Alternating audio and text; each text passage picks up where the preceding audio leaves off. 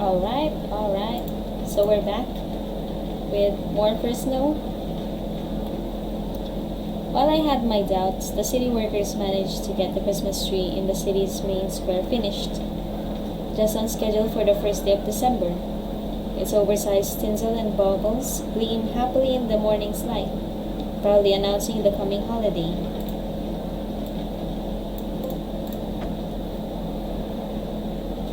Rose takes my pause in the middle of the city square as an excuse for a break, setting down her bags down as I look up to the huge tree before us. It's not the tree that's most interesting, so much as the crowd around us. Everyone walks to and fro just a little faster than normal walking speed, hurrying from shop to shop while hardly even glancing at the Christmas tree looming over everything. I think I read something once about feeling alone, even in a crowd. So many faces pass by, from couples holding hands to businessmen to groups of friends, yet I feel more disconnected than when I'm actually alone. The clicking of a lighter next to me reminds me of my companion, the cigarette now perched in the corner of her mouth, glowing brightly. Shame we couldn't park closer. Downtown's pretty crazy these days, isn't it? Maybe we should put up our own Christmas tree. Hey, I got a tree for us a few days ago. I was the one who bought that. It's also like a foot tall. Oh yeah.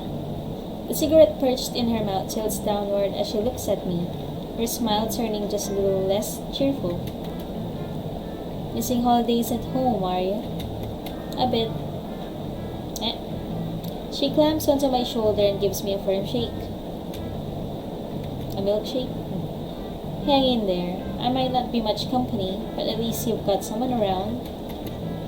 Were you homesick when you first moved out from home? Given the circumstances, no. I don't think you appreciate how lucky you are sometimes. You just tend to overthink everything. Wandered straight onto that landmine.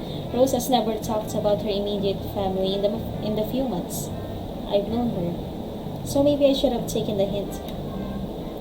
Noticing the gazes of a few around us have turned upward, I look up curiously. Looks like the weather's turned, the morning chill turning to snow. Piss off, winter. With a dissatisfied puff, she puts out her cigarette on a nearby bin lid before flicking it in with a practice motion. Taking her bags up once more, we continue the slog back to the bike.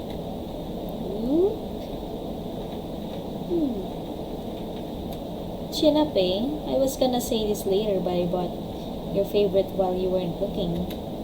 You're always looking up for me. Strawberry trifle? Strawberry trifle? You know it. Just a thanks for pulling your weight a bit more. It's nice to see you getting yourself together. Am I that much of a mess? Just as I am about to thank her, a loud ping comes from my pocket.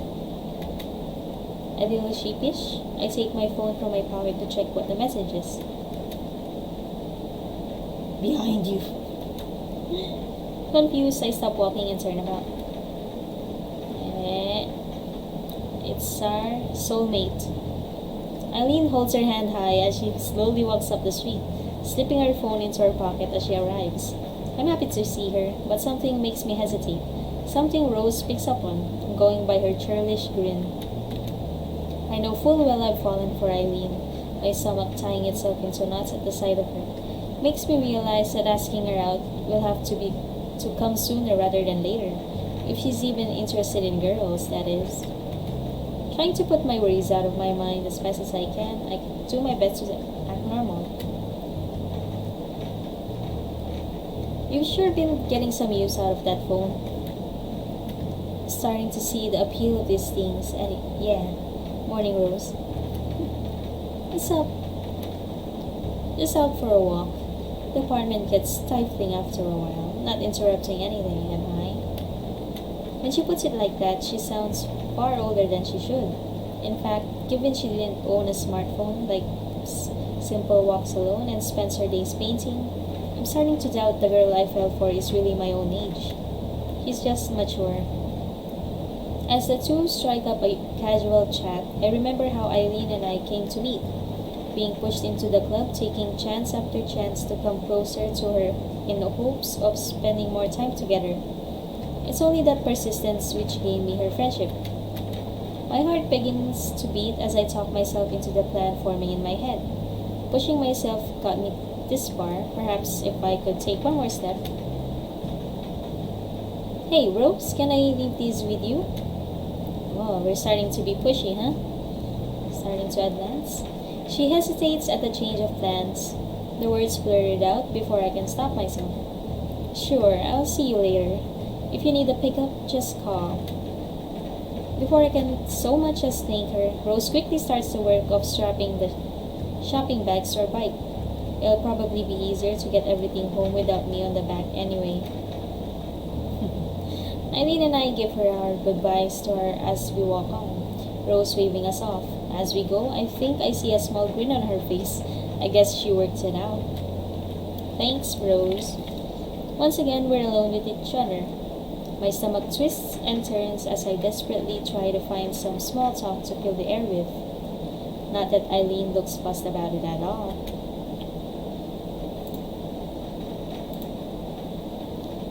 Buried in thought, I barely register us moving through the old wrought iron gates and into the city park. The water in the pond lies nearly still, the ducks lazily bobbing about with the odd flap of their wings to shake off the snow. The normally rustling branches of the trees stay silent as they gather falling snow, green slowly turning to white. With everybody in town busy shopping, all that's to be heard as we walk along the wide paths are our footsteps on freshly fallen snow. Do you come here much? Yeah, every so often. Nice to just think to myself a bit without being cooped up. You? Only when I was younger. I like to feed bread to the ducks. I feel like I should have guessed that answer from you. All I can do is pout as she gives a smug smile at my expense.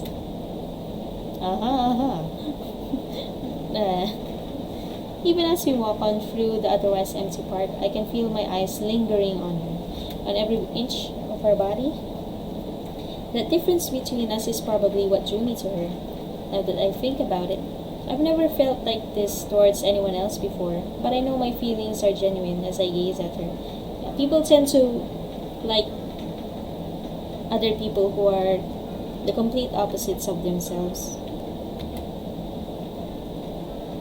If she spends Christmas with her family, I won't get to see Eileen again until classes start in the new year.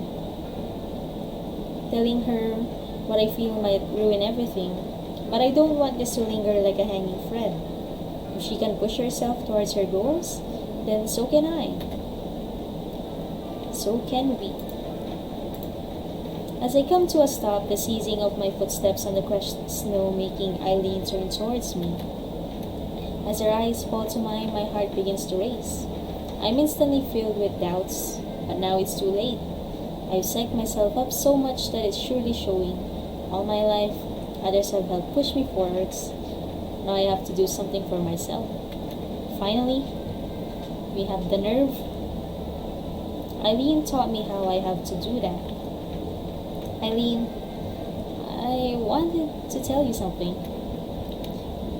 With my voice shaking and a hand clutching my other arm tightly out of nervousness, I take a long breath to clear my mind and sort out the words in my head. I ball my fists as I feel my hands shaking. You can hear her heartbeat. After spending my whole life with such a big family, this was the first time I've ever tried to live by myself.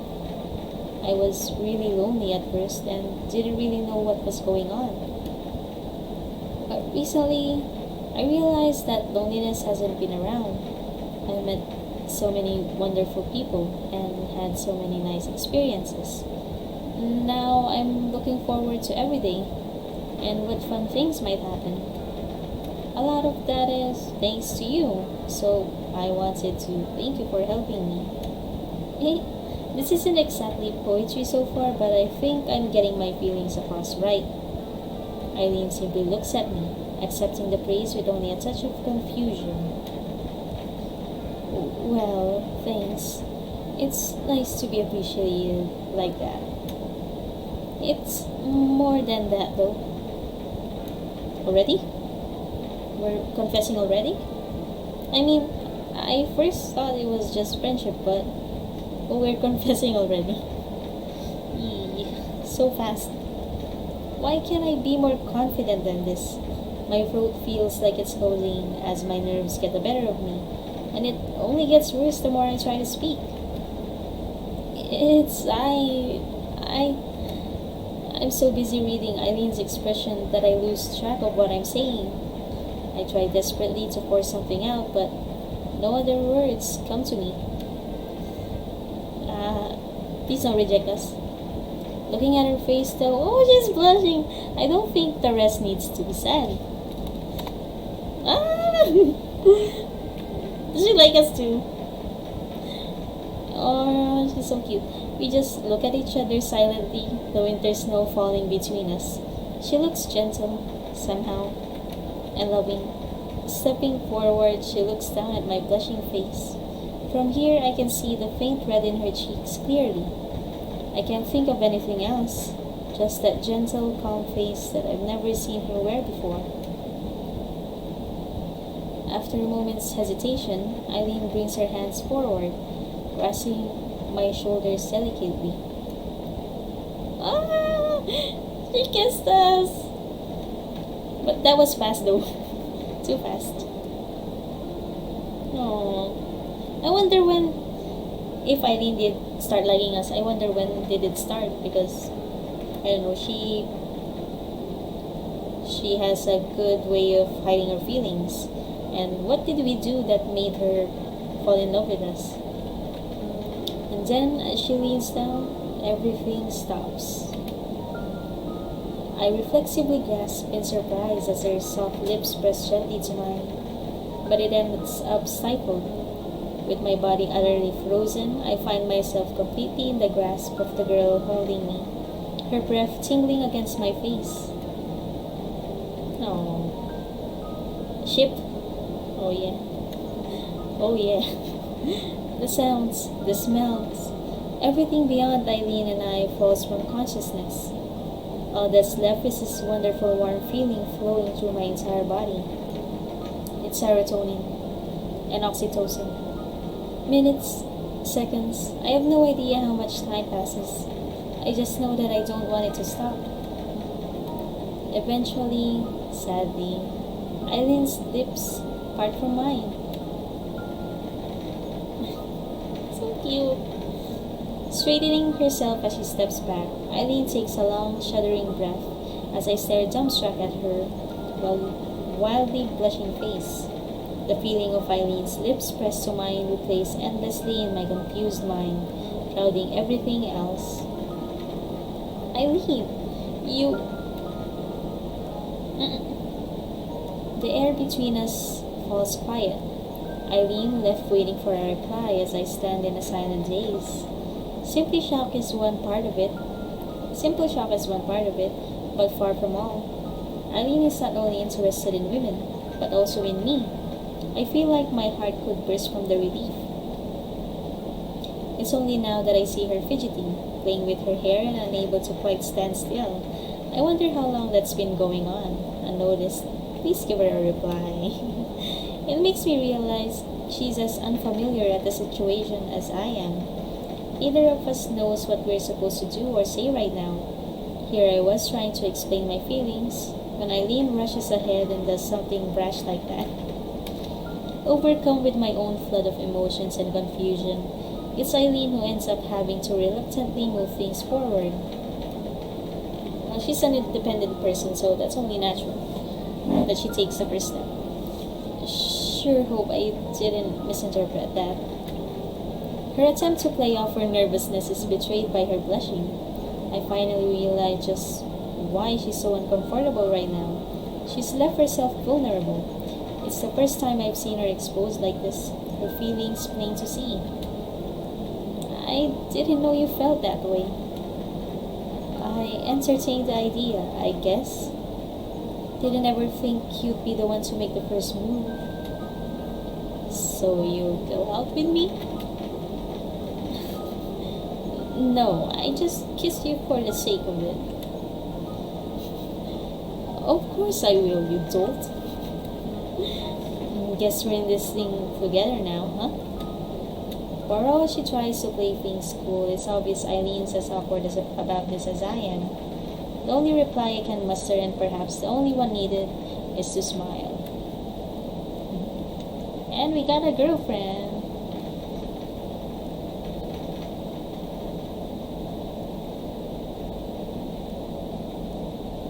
A loud yawn fills the living room. The droning of the television briefly overshadowed the snoring.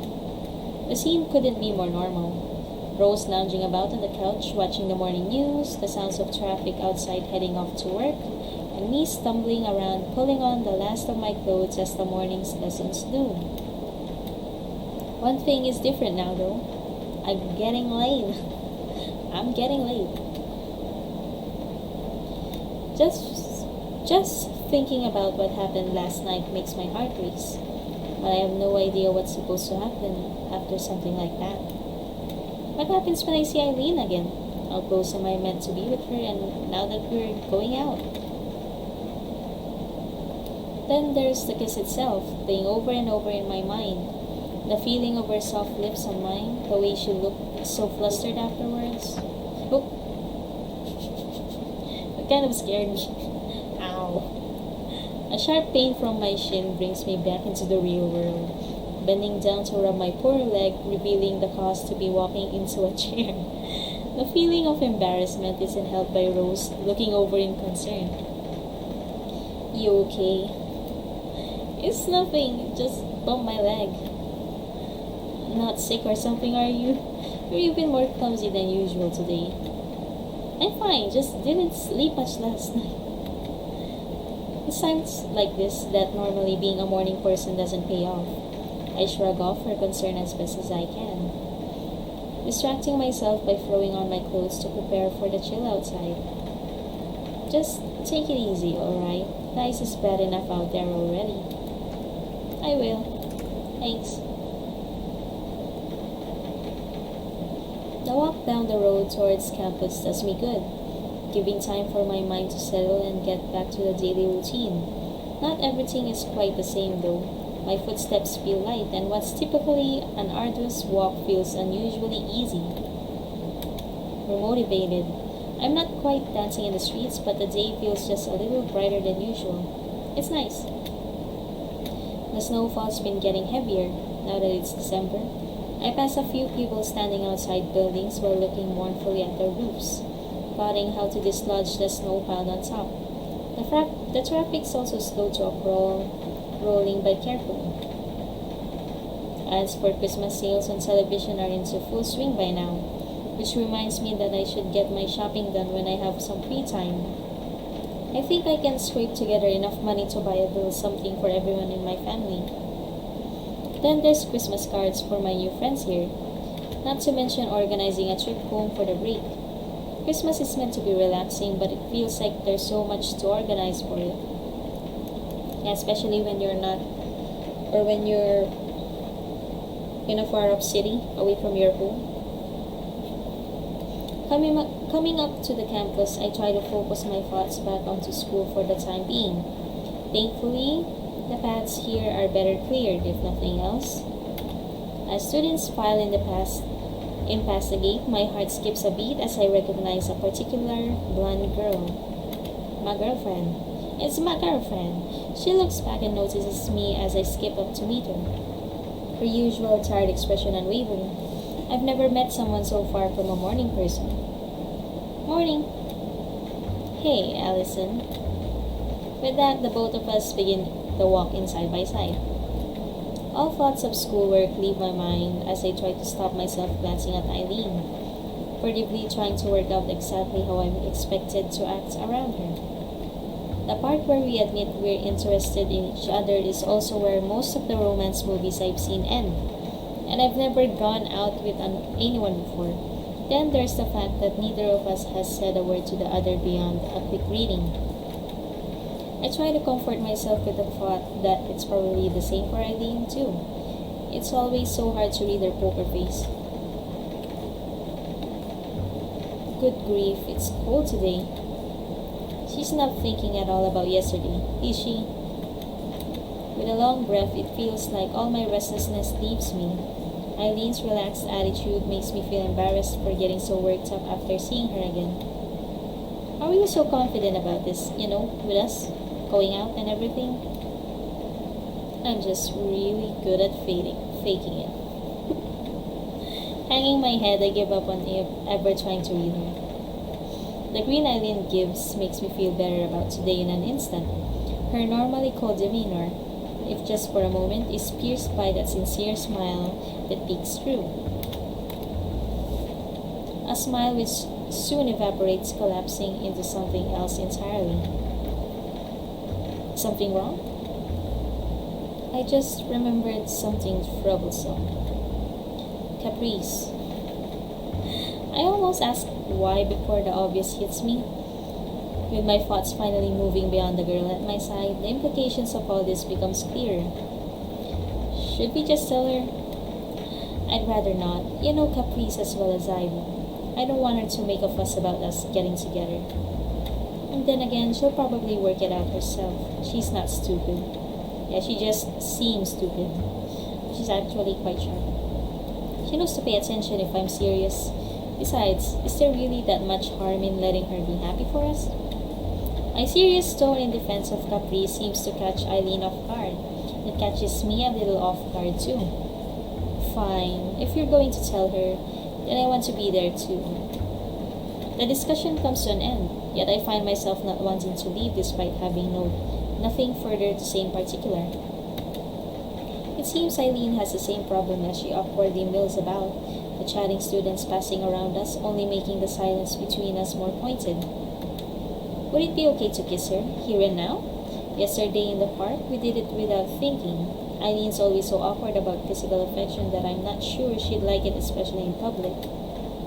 What I'm thinking must have been plain to see as Eileen reaches down, placing her hand on top of my head, and scruffing it around in response. It might be an odd way for her to show her feelings, but I can't say I hate the gesture. I feel my cheeks blushing as her hand rubs my head, enjoying every moment until she stops.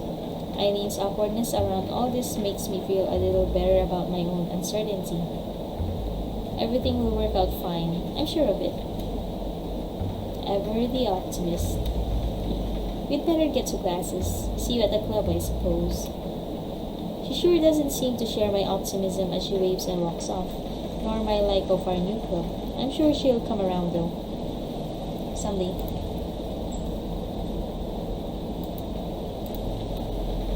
With the afternoon wearing on, I trudge up the familiar route to the second floor of the arts building. The sounds of raised voices come from up ahead, easily audible in the otherwise dead silent hallways. If I'm not mistaken, they're coming from the art room itself. Steeling myself for what's to come, I sigh and head on up to the door inside.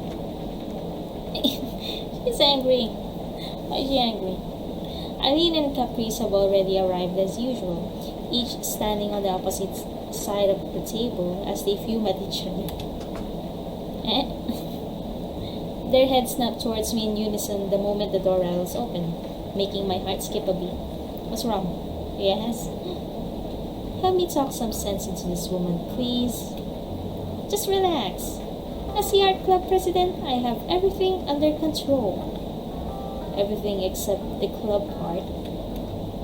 I mean, I would have thought a club needed things like official paperwork, an advisor, funding for supplies that haven't been pilfered from the real art classes. Basically, more than an excited proclamation of a club existing. That's why I'm working on the posters. Feeling sorry for the heavily sighing Eileen, my eyes drift to said posters lying on the table between them. Join the new art club. Just check it. The door is open. I walk over and tentatively take a look at the one sitting on top, its sharp graphics and color scheme catching the eye. They do look nice. See?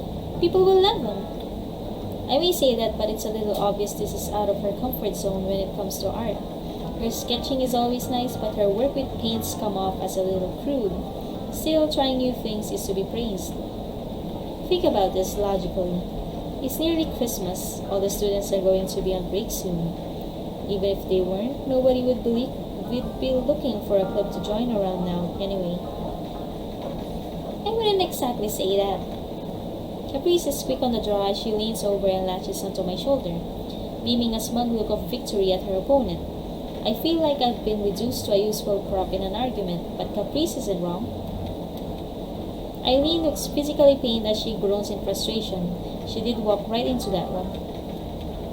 In what could only be interpreted as the universal sign of giving up, she shakes her head and starts to walk away, retreating to the cabinet to grab her things. It looks like posters will be the accomplishment of today as far as the club goes. I suppose it doesn't hurt to try and join some more members. Hopefully we can get him soon, too. I wanted to have another club outing, and the more the merrier. And like I declared, we're going to make the pizza place a regular thing for the club. I'm up for it. Eileen looks drearily at the traitor to her cause, but knows her goose is cooked as she hangs her head. I swear she looks more tired than usual. Then it's settled. Caprice goes back to fussing over her posters, brushing off some specks of dust that have settled on the paint. Taking advantage of the distraction, I look to Eileen. She grimaces as I pointedly flick my eyes back to our companion, plainly hoping to leave this for another day by her reaction. Reluctantly, Eileen sets her paints down and plods back over like a child accepting their bitter medicine. In hindsight, perhaps she was trying to use her painting as an excuse to not deal with this. Caprice is one of my few friends, however, I'd feel bad hiding this from her. Even if we tried to, she'd just poke and poke until one of us eventually spilled the beans. What's up with you two? Caprice, there's something we need to tell you. To make this absolutely clear, this does not leave the room. Do you understand? Yes, ma'am. I'll bet. Eileen and I have started. I mean, it just happened recently, but we're going out. I feel Eileen take my hand in hers. I worry for a second about the sweatiness of my palm, but feeling her hand closing around mine settles my nerves. I never realized how warm someone else's hand could feel. As her fingers tighten, I realize something else. Eileen settling herself just as much as me. Like dating? So you guys are both lesbians? Yeah. Yeah. Oh. My guess that Caprice wouldn't go too wild turns out to be true, with even her surprise being a little exaggerated for effect. Well then, aren't you glad you can do art together all the time now? Look, we don't need any help, much less help from you. But it's alright, I appreciate what you've done. Just don't go too crazy helping things along. Promise? Promise! Sounds like things are lively in here. That's Wallace. Our gaze snapped towards the doorway. Wallace strolling in with an expression more bored than in the least bit surprised. Eileen's hand lets go of mine, but the warmth remains as I reflexively feel my hand with the other to recount the sensation. I'm glad Eileen is a more collected person than I am, calmly playing off the interruption.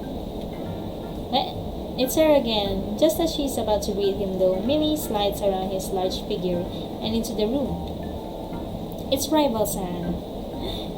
Millie, you're here! You're looking cheerful today. We just finished our own club work, so thought we'd pop by.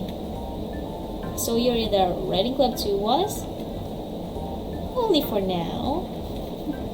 Only until I graduate from this place. I'm not joining this club no matter how many times you ask. You make it sound like being here is some horrible fate. Guess who's talking? I smile a little at Eileen suddenly finding some pride in the art club, now that someone's spoken against it. As for what I actually came here for, Haley was wanting us to join her for takeout. Alright, takeout. Lead the way. Haley gives us a polite wave goodbye as Caprice skips over to pick up her hoodie on the way out. Unfortunately for Caprice, Eileen doesn't let her go so easily.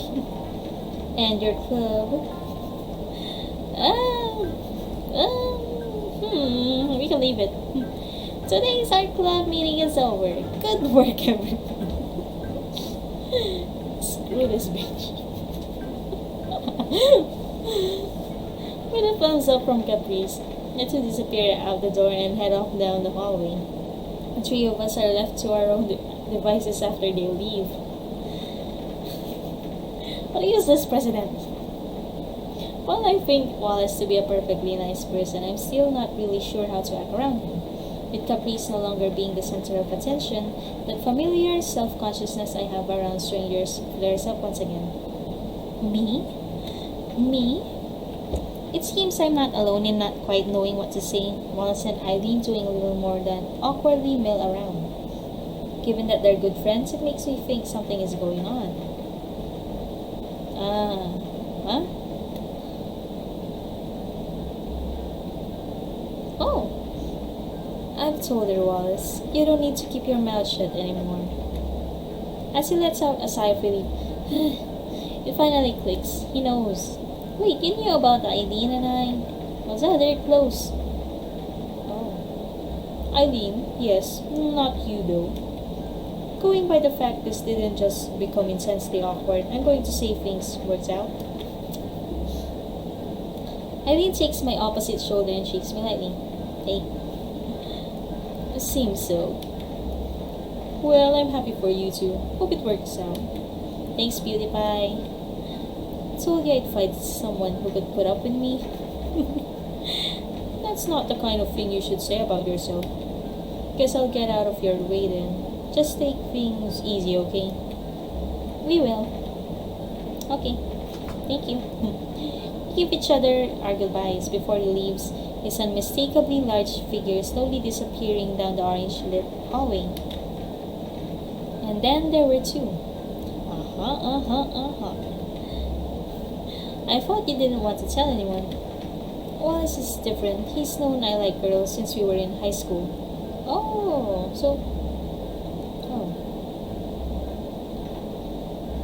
He's known I like you for a while now too. Oh, since when? Spill the beans. I feel myself blush. The thought that Eileen talked to Wallace about me like that makes me smile. Suppose we'd better head home too, given the club meet's over. Guess so. Okay, we're not doing anything kinky in the room. It's an obvious invitation for us to leave together, but I find my feet stuck. I know I'll see her again tomorrow, but I want some more. Something on your mind? I don't really know how to phrase this, but what happens now? Like, right now? The expression she gives is one of genuine thought rather than judging me for being so lost. It's only now that I wonder if this is actually her first relationship or not. If it is, that makes my confusion a lot more embarrassing. That's up to you as much as it is to me, you know? I guess school has got us for the week, but how about we go for a date on Saturday?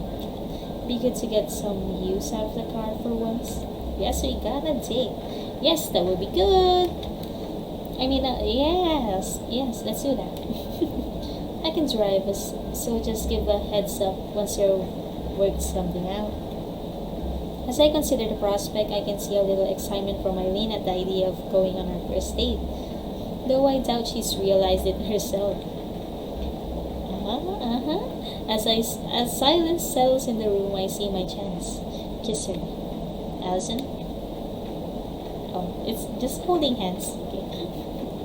Taking Eileen's hands in mine and raising myself to my toes, I close my eyes and let my chin push forward. Oh, it's a kiss. My heart feels to stop for a fleeting moment, my lips gently pressing to Eileen's as our hands intertwine. As our lips part and I come back down, my heart makes up for lost time. Come to think of it, I guess that's the first time I've ever kissed somebody myself. I have to admit, the physical side of us being together is nice, even if it is awkward. You know, first kisses are really addicting. Once you get the first taste of it, it's like all your hormones go crazy and you just want to kiss the guy or the girl again and again. I can't help but feel the sensation lingering despite the moment having passed, filling me with warmth. Even Eileen, so normally placid and stoic, looks flushed. The two of us end up standing around like complete dorks, the only sound being the trees rustling outside. I've been wanting to do that since this morning. I swear, you're getting bolder by the day. With a gentle smile, Eileen reaches over and rubs my hair. Even if I still don't quite know how to react when she does so, I can feel my head leaning into it and a dumb grin spreading on my face. Aww. And I guess that's that. Okay, we finally got to confess to our dear girl, Eileen. And hopefully the date goes well, but I think, I don't know, the confession happened too fast or too early, so I think maybe there would be a lot of obstacles on the way, like that Millie girl or probably our parents. So let's see how it goes.